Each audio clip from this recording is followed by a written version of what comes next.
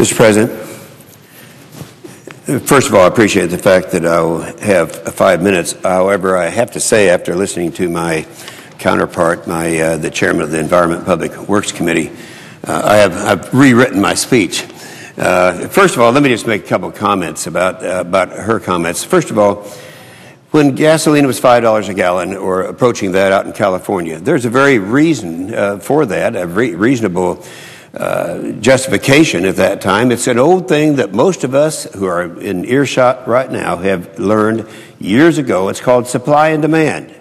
Our problem is that we have restricted, I should say this, that the Democrats have restricted our ability to exploit our own natural resources.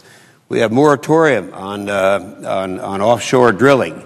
They're making it more and more difficult, and so as they restrict our ability to have to produce oil and gas, obviously we have to. It's a supply and demand thing, and the demand's going to go up, and the price is going to go up. It's a very simple thing like that. I think it's also interesting to talk a little bit about the cap and trade thing. We keep hearing that an acid rain, cap and trade worked. Well, in acid rain, there are two differences. First of all, there was a technology that was workable at that time. I mean, we had a technology that said, that we know how we can restrict it. Secondly, and of course, there's no technology in terms of greenhouse gases in using cap and trade. The second thing is that in the acid rain situation, there are about approximately, at most, 1,000 sources. Here, there are literally millions of sources. And so there's no way that we can actually get involved in this and understand just how many sources there are out there. It'd be life-changing for virtually everyone on this in our country. The third thing, when the senator from California was talking about the national sales tax, that it was not a national sales tax.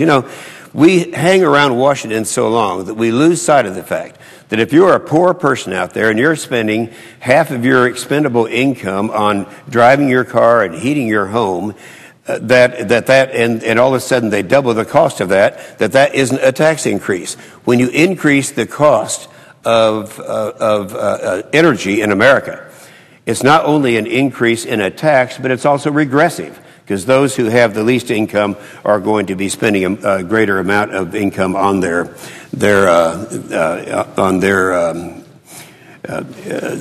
purchase of energy. Now, the senator from Illinois talked about global warming and all of this and about the science. I won't get into the science thing, because even though the science is mixed on this, even though there are quite a number of scientists that say that there's not that relationship, that anthropogenic gases, CO2, methane, are not the major cause of global warming, or if global warming really exists, explain that to the people in Oklahoma. We had the largest snowstorm in the history of Marches 3 days ago. And nonetheless, we'll go ahead and say, well, for the sake of the debate on global warming, we could concede the science, even though the science is not there. And the reason we can do that is that we want people not to be distracted from the economics of this thing, what it really costs. And this is one of the problems that I have now. The administration has talked about all the expenditures that are going on. We talked about the $700 billion bailout. We talked about the $787 billion stimulus plan. One thing about that is those are one-shot deals. The problem I have with this is once you impose this cap and trade tax on the American people, this is every year. This is something that is not going to be just one. I can remember arguing against the $700 billion bailout. I said, if you take the number of families who file a tax return and do your math, that comes to $5,000 a family. That's huge, but at least it's only once. This would be, as the senator from South Dakota said, $3,000 a family. That's every year, and that's what we're talking about now. When the administration came out and said that it was $646 billion, that is probably understated about 1 to 4. The amount of money that we know it's going to be in terms of all the studying that's taken place is around $6.7 trillion between now and 2050. $6.7 trillion. And when we had the other two bills up, we had the McCain-Lieberman bill, that range was somewhere around $300 billion a year. When we had the Lieberman-Warner bill, that was a little bit more. When we had the Sanders-Boxer bill, that was about $366 billion a year. And so the price tag goes up and up.